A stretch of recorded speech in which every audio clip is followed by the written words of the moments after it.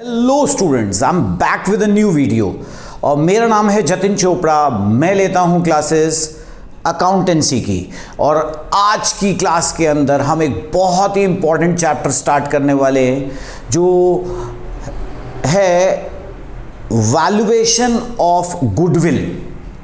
ये वाला जो चैप्टर है, इस पूरे चैप्टर को मैंने 2 लेक्चर्स के अंदर डिवाइड कर दिया है। जो फर्स्ट लेक्चर है जो हम आज की क्लास के अंदर करने वाले हैं, इस लेक्चर के अंदर हम सारे के सारे मेथड्स पढ़ेंगे कि किस तरीके से we calculate the value of goodwill. Goodwill की मार्केट वैल्यू, बुक वैल्यू नहीं, मार्केट वैल्यू हम कैसे कैलकुलेट करते हैं based on the profits. And second जो चीज़ है, जो सेकंड लेक्चर होगा, उसके अंदर there are some past adjustment हम कह सकते हैं, वो हम अगले लेक्चर के अंदर करेंगे। तो इस वैल्यूएशन ऑफ गुडविल के 2 लेक्चर्स हैं। मेरी आपसे रिक्वेस्ट है कि ये दोनों लेक्चर्स आप देखो, जिसमें से पहला लेक्चर हम स्टार्ट करते हैं आज की क्लास के अंदर और इसका नाम है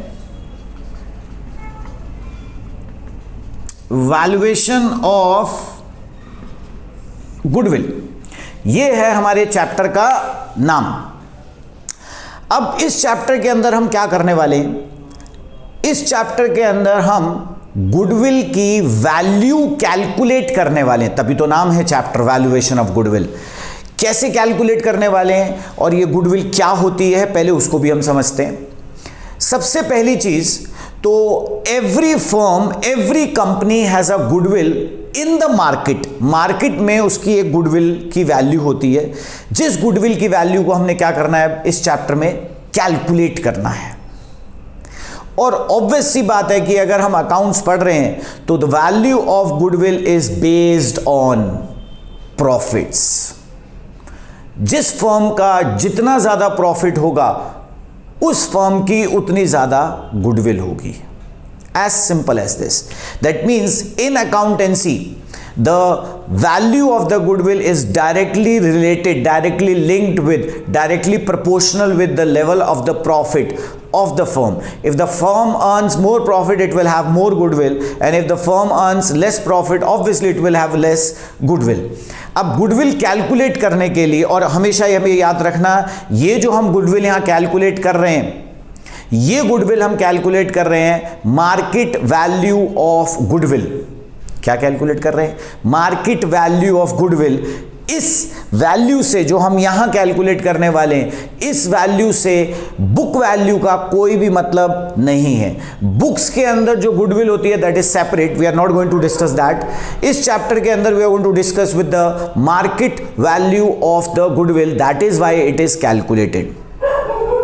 अब जो गुडविल हम कैलकुलेट करते हैं that is basically based on few methods. कुछ मेथड्स पर बेस्ड है और उसमें से एक एक करके मैं सारे मेथड्स आपके साथ डिस्कस करने वाला हूं इस लेक्चर के अंदर। तो लेट्स स्टार्ट और देखते हैं कि किस मेथड से हम गुडविल की वैल्यू कैलकुलेट कर सकते हैं। सबसे पहला method,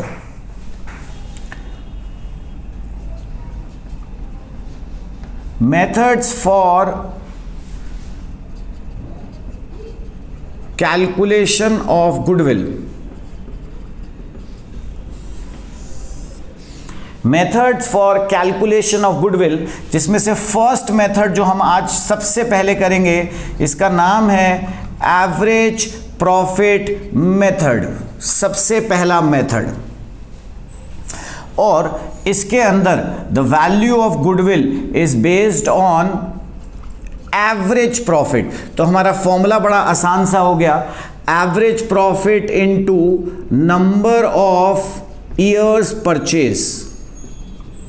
this is how we calculate the value of goodwill. अभी मैं सब कुछ बताने वाला हूं।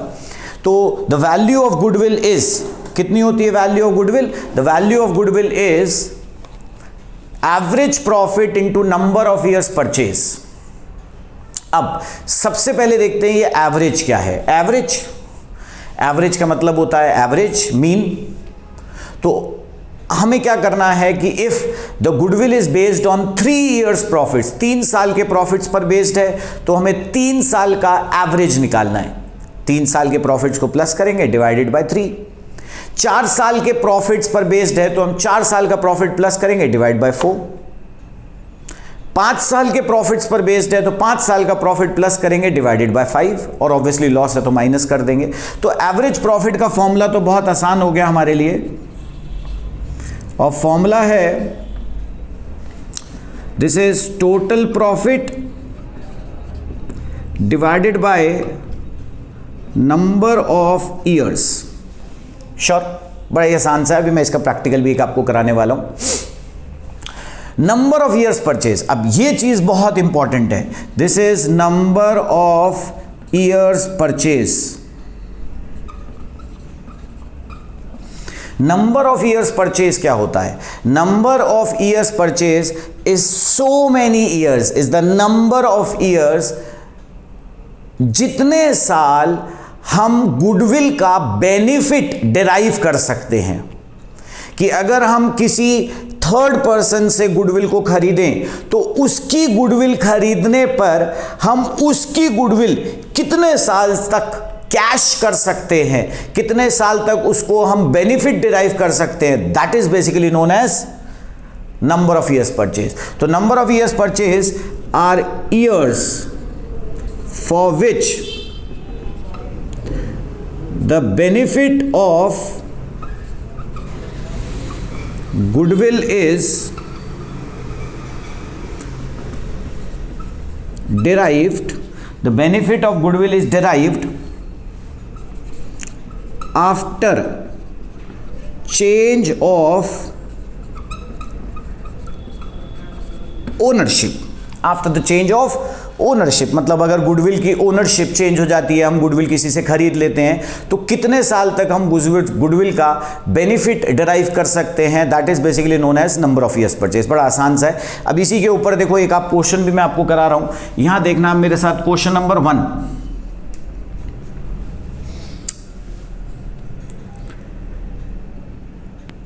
The firms profit, the firm's profit of last 3 years, the firm's profit of the last 3 years is rupees 80,000, comma rupees 60,000 and say rupees 50,000. Calculate value of goodwill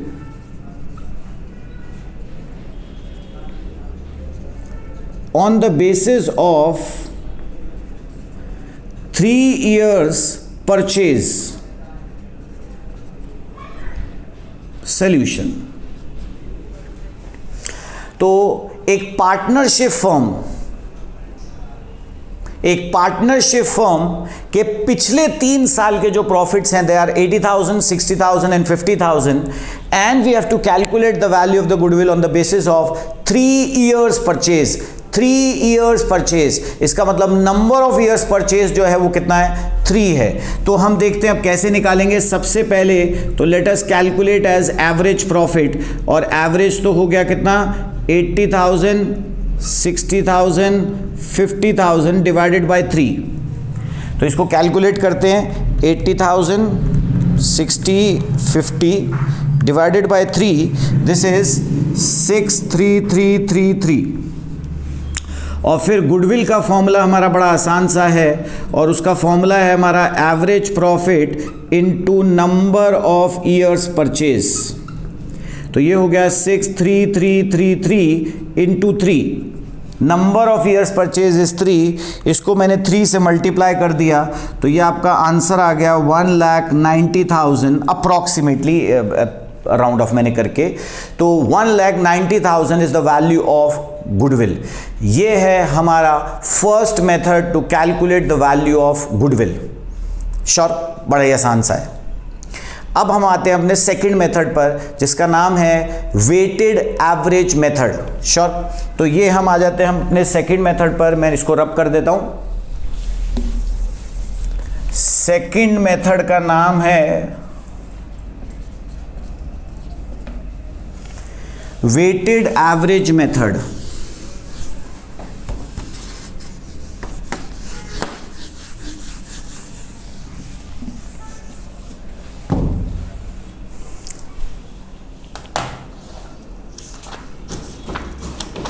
ठीक। तो अब वेटेड एवरेज मेथड के अंदर the value of goodwill is calculated as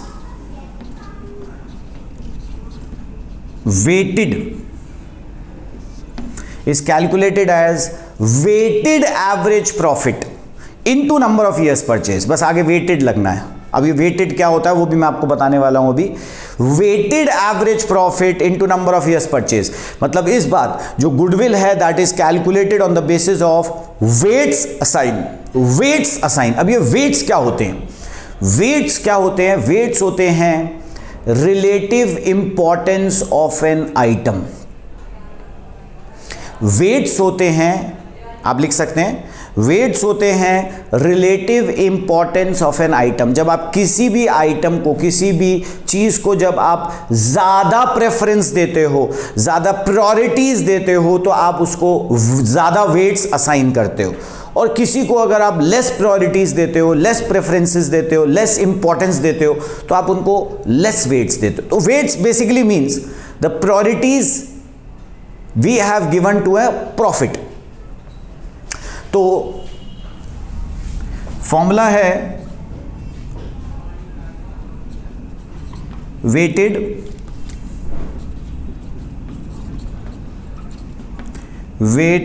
average profit का formula हो गया हमारा summation of P into W divided by summation of W, obviously where P is profits and W is weights. Let us take an example और उस example की help से हम समझते हैं। और आपको क्वेश्चन के अंदर वेट्स ऑलरेडी दे रखे होंगे, तो आपको वेट्स के बारे में नहीं सोचना है कि ये वेट्स कितने होते हैं और कैसे होते हैं। बस आपको यहाँ पर क्वेश्चन करना है। अब मैं क्वेश्चन यहाँ पर आपके लिए लिख रहा हूँ और फिर सोल्यूशन मैं यहाँ पर करूँगा। आपने मेरे साथ देखना है ध्यान से, ठीक है। मैं पूरा क्वेश्चन आपके सामने लिख रहा हूँ। जो प्रॉफिट्स है for the previous 5 years, profits for the previous 5 years are 1 2 3 4 5। पिछले 5 साल के प्रॉफिट्स इस 40,000 48,000 60,000 50,000 एंड 36,000। ये हैं पिछले 5 साल के profits and weights are 1 2 3 4 and 5 respectively। और हमें बोला है calculate the value of goodwill, calculate the value of goodwill, calculate the value of goodwill on the basis of, calculate the value of goodwill on the basis of 3 years purchase। Calculate the value of goodwill on the basis of 3 years purchase। 3 years purchase मतलब number of years purchase is again 3, ठीक है। अब यहां पर आप मेरे साथ देखेंगे इसका सॉल्यूशन। पहले मैंने यहां पर लिख दिया P that is profits, W that is weights, then PW और इन दोनों का product multiplication. P is profits और फर्स्ट ईयर के प्रॉफिट्स है 40, देन है 48,000, देन है 60,000, देन इट इज 50,000, देन 36,000। ये आपको 5 साल के प्रॉफिट्स दे रखे हैं। Weights 1 2 3 4 and 5 respectively means in a sequence 1 2 3 4 5। अब हम इसको मल्टीप्लाई करते हैं। 40 into 1 is 40,000, 48 into 2 is 96,000, 60 into 3 is 1,80,000, 50 into 4 is 2 lakh and 36 into 5 is 1,80,000। इसका टोटल निकाल लेते हैं हम सिग्मा PW और इसका भी टोटल निकाल लेते हैं सिग्मा W। देखते कि इनका टोटल कितना आता है। तो 40,000 plus 96 plus 1,80,000 plus 2 lakh plus 1,80,000 is 6,96,000। Sure, easy है। यहां हम निकालेंगे अब वेटेड एवरेज प्रॉफिट्स। फॉर्मूला मैंने आपके लिए लिख दिया है, sigma PW divided by sigma W, 6,96,000 divided by 15। तो वेटेड एवरेज प्रॉफिट्स ये आ गया हमारा 46,400। और उसके बाद हमने गुडविल कैलकुलेट किया, weighted average profit into number of years purchase. और नंबर ऑफ ईयर्स परचेज आपको दे रखे हैं 3, 1,39,200।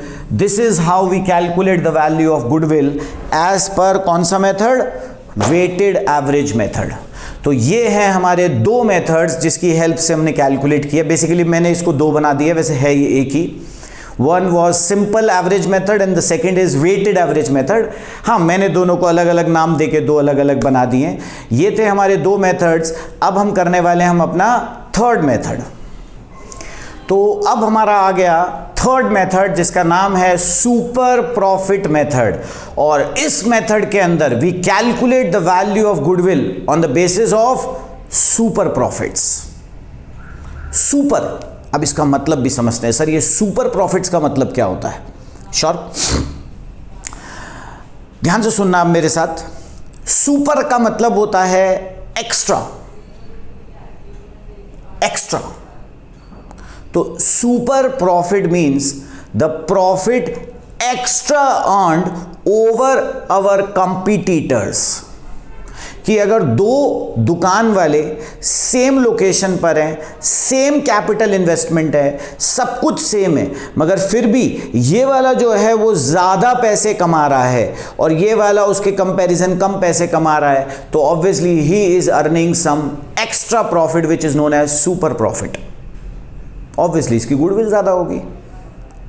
तो इसका मतलब ऑन एन एवरेज अगर दोनों को 50,000 रुपये पर मंथ कमाना चाहिए मगर ये 60,000 रुपये पर मंथ कमा रहा है, तो इसका मतलब ही इज अर्निंग 10,000 एक्स्ट्रा। वो 10,000 जो है, जो एक्स्ट्रा वो कमा रहा है अपने कॉम्पिटिटर के कंपैरिजन में, तो वो 10,000 रुपये is known as super profit. तो सुपर प्रॉफिट क्या होता है?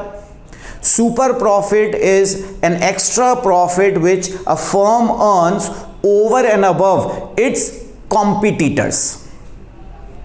सिंपल। अब इसमें भी फॉर्मूला हमारा सेम है एकदम, और गुडविल निकालने का मेथड हो गया जैसे कि सबके अंदर था हमारा super profit into number of years purchase. Number of years purchase फिर से अगेन आपको क्वेश्चन के अंदर गिवन होगा। अब हमें इसके अंदर सिर्फ और सिर्फ क्या निकालना है? Super profit. अब जैसे कि मैंने आपको बताया सुपर होता है एक्स्ट्रा प्रॉफिट, तो ये ऐसे निकलेगा बेटा, actual profit minus normal profit. Actually में बिजनेस ने, फर्म ने कितने पैसे कमाए हैं? 60, मगर नॉर्मली हर एक कोई आसपास दुकान वाला, कंपटीशन वाला कितने पैसे कमा रहा है? 50,000। तो इसका मतलब 10,000 रुपये एक्स्ट्रा माइनस करके इसको हम एवरेज प्रॉफिट भी कैलकुलेट करके बोल सकते हैं।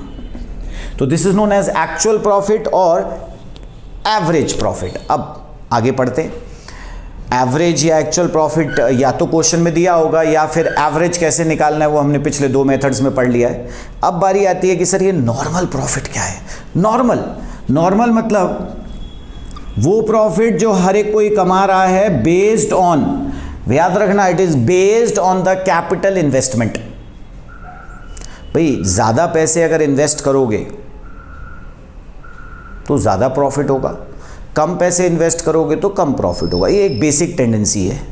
If you invest more you will earn more, if you invest less you will earn less. तो दैट मीन्स नॉर्मल प्रॉफिट किस पर बेस्ड है? कैपिटल एम्प्लॉयड पर। If you invest more capital you earn more. तो ये देखो मैं क्या लिख रहा हूं, capital employed into NRR divided by 100।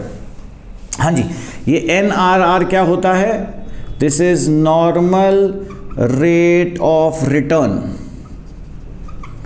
Normally rate of return एक इंडस्ट्री में डिसाइड होता है कि कोई भी आ जाए भाई दुकान खोल ले और 10% कमा के जाएगा, तो that means normal rate of return.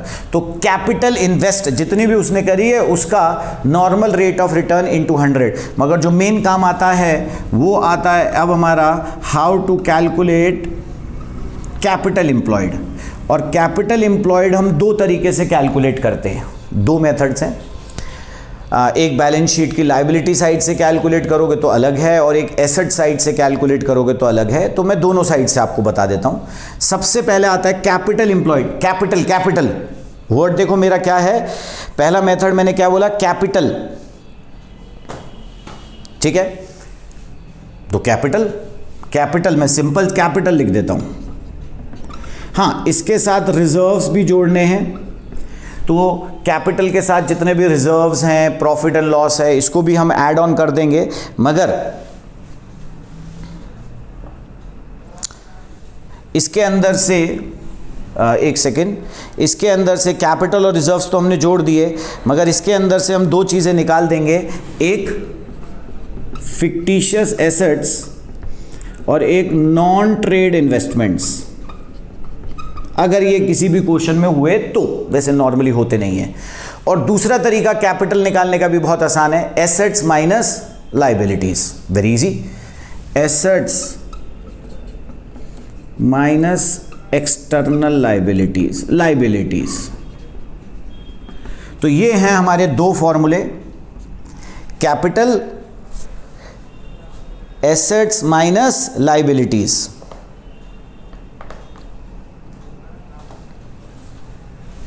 ये याद रखना बस, जो एसेट्स हैं इसमें एक्सेप्ट दो एसेट्स आएंगी, एक फिक्टिशियस एसेट्स और एक नॉन ट्रेड इन्वेस्टमेंट्स। और से अगर कोई एग्जिस्टिंग गुडविल भी हुई तो, वैसे होती नहीं है बट अगर हुई तो यहां पर जो हम एसेट्स लेंगे वो हम लेंगे सारी assets except fictitious assets. Fictitious assets हमने क्लास 11th में पढ़ रखा है। फिक्टिशियस एसेट्स क्या होती हैं, profit and loss, deferred revenue expenditure, मतलब deferred revenue expenditures are basically known as fictitious assets, advertisement, suspense वगैरह।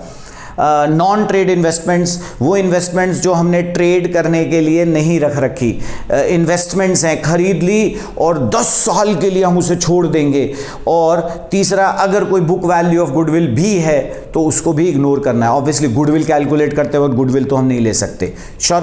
तो ये हैं हमारे सारे फॉर्मूले। ये बीच में मैं और लिख देता हूँ, ये आपको दोनों फॉर्मूले याद करने हैं, डिपेंडिंग कि क्वेश्चन में आपको क्या दे रखा है उस हिसाब से हमारा ये फॉर्मूला लगेगा, श्योर। अब मेरे साथ आप राइट साइड पर एक क्वेश्चन भी देखोगे। इसके अंदर बोला है, पहले मैं आपके लिए क्वेश्चन यहां पर ऊपर लिख रहा हूं, यहां पर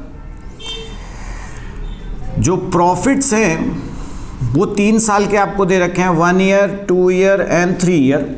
3 साल के आपको प्रॉफिट्स दे रखे हैं, वो हैं 18,000, 20,000 एंड 22,000। अच्छा, उसके बाद दे रखा है कैपिटल इन्वेस्टमेंट इज 60,000, मतलब कैपिटल एम्प्लॉयड। NRR is 10%। और बोला है कैलकुलेट गुडविल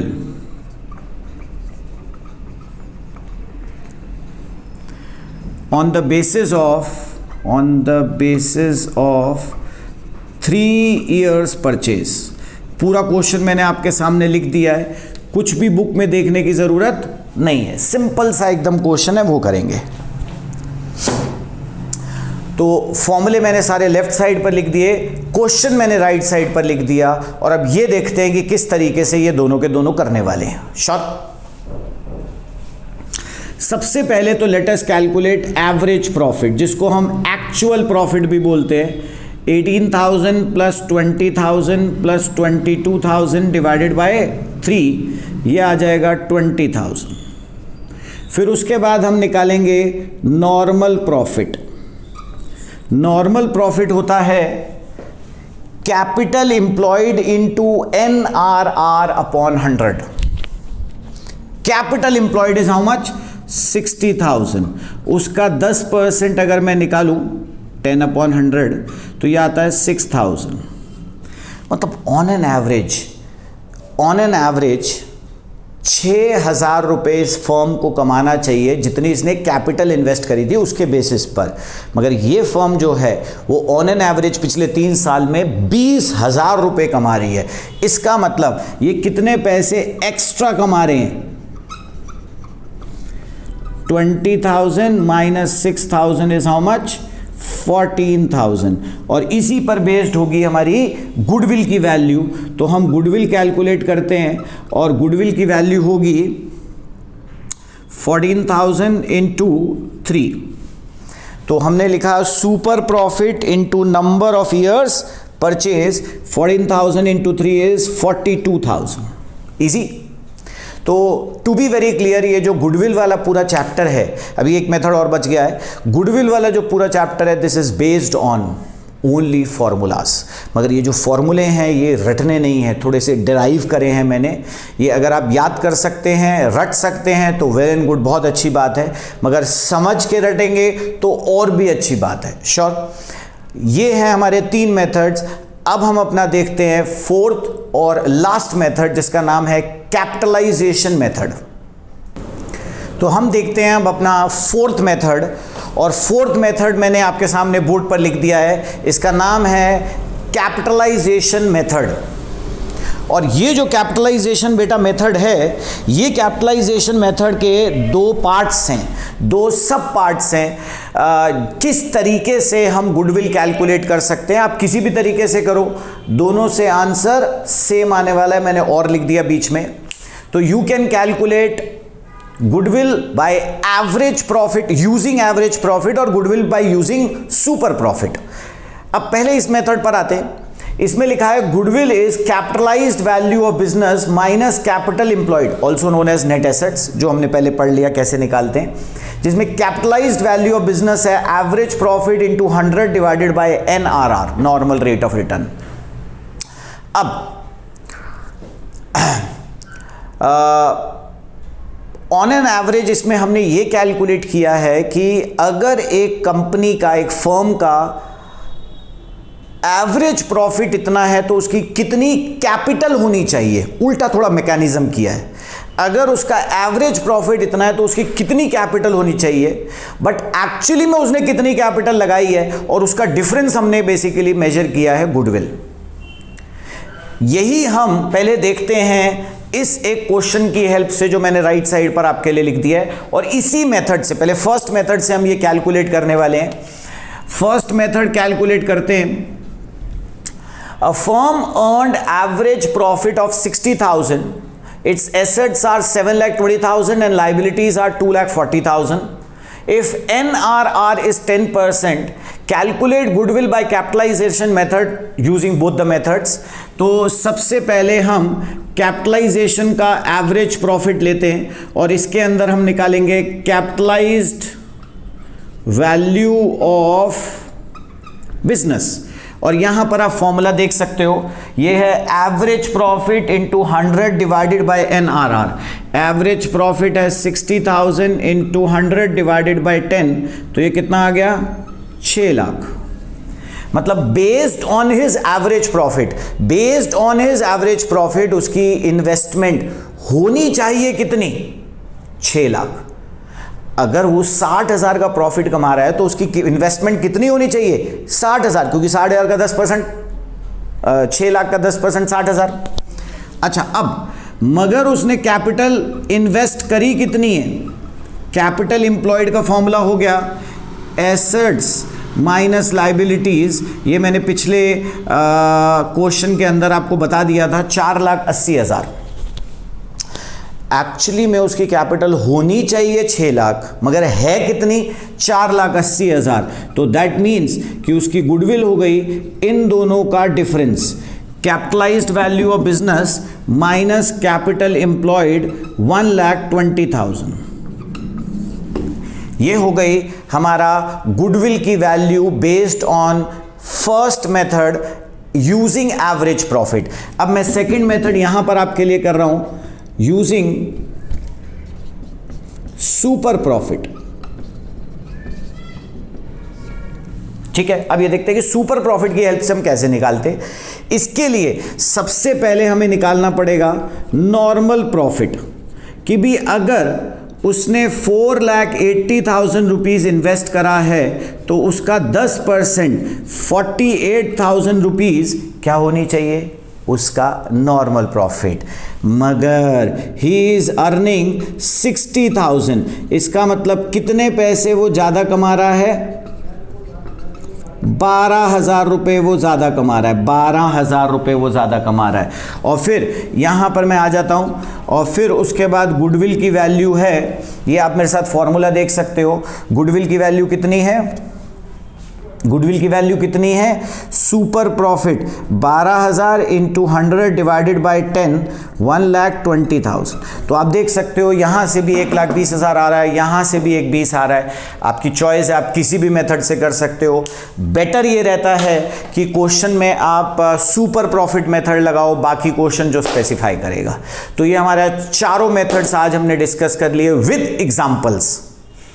अगली क्लास के अंदर मैं एक बहुत इंपॉर्टेंट टॉपिक लेने आ रहा हूं, और इसी सारी कैपिटल एडजस्टमेंट्स का सारी गुडविल के मेथड्स की मैं पास्ट एडजस्टमेंट्स या कह सकते हो एडजस्टमेंट्स कराने वाला हूं। उसके अंदर है क्या, जो पेपर में आता है ऑब्वियसली क्या है उसके अंदर, उसके अंदर है एवरेज प्रॉफिट निकालने का तरीका।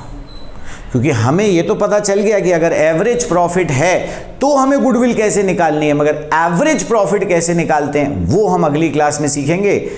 फॉर द टाइम बीइंग आप मेरे सब जुड़े रहो। अगर आप इस चैनल पर नए हो तो सब्सक्राइब का बटन तो बनता है, और इस बेल आइकन को दबा दो ताकि आपको मेरे सारे अपडेटेड वीडियोस मिलते रहें। और इस चैनल को लाइक, शेयर और कमेंट ज़रूर करें, सो दैट कि मुझे एक इंस्पिरेशन मिलती रहे और मैं ज़्यादा से ज़्यादा वीडियोस आपके लिए लेके आऊँ। ऑल द बेस्ट, जय हिंद।